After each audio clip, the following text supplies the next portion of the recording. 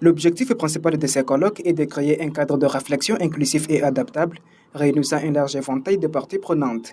Professionnels du droit, notamment magistrats et avocats, acteurs non professionnels, on retrouve les membres de la société civile, les représentants du gouvernement provincial et surtout les victimes elles-mêmes sont appelées à échanger leur expérience, leurs perspectives et leurs besoins. Le représentant du premier président de la Cour d'appel au Cassis central a pris la parole pour rappeler la mission fondamentale de l'institution judiciaire dans la protection des victimes. En tant que magistrats, nous sommes appelés non seulement à juger, mais aussi à protéger les plus vulnérables, les plus exposés et souvent les plus oubliés. Je salue ici le rôle du FONAREV et de tous nos partenaires techniques et financiers. Leur soutien direct mais décisif nous permet de continuer à exercer notre mission avec humanité et efficacité. Pierrot Moutela, ministre de la Communication et Médias et porte-parole du gouvernement provincial du Cassis central, a officiellement déclaré ouvert ces colloques d'importance capitale. Dans ce discours inaugural, il a exhorté les participants à s'engager pleinement dans les travaux. Mes sentiments de gratitude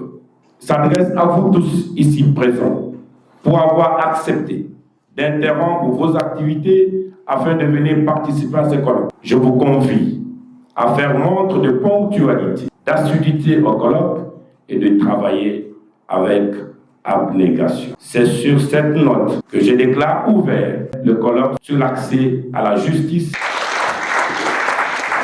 Dans une interview accordée à la presse locale, à marge de la cérémonie d'ouverture, M. Gustave Massiala, directeur de l'accès à la justice au sein du FONAREV, a exposé les attentes spécifiques du fonds vis-à-vis de ces colloques. À la suite de ces colloques, nous attendons des orientations, des recommandations auprès des participants pour mieux orienter l'action du FONAREV pour sécuriser de l'accès à la justice des victimes de violences sexuelles liées au conflit et des victimes de crimes contre la paix et la sécurité de l'humanité. Toutes les couches sociales sont invitées. Nous avons invité des magistrats, des avocats, des autorités locales, des membres du cabinet du gouverneur, les membres des écosystèmes. Il est important de noter que ces colloques, qui a débuté ce samedi 19 avril 2025, se déroulera sur 2 jours et prendra fin le lundi 21 avril 2025. Ce sera le coup d'envoi des travaux par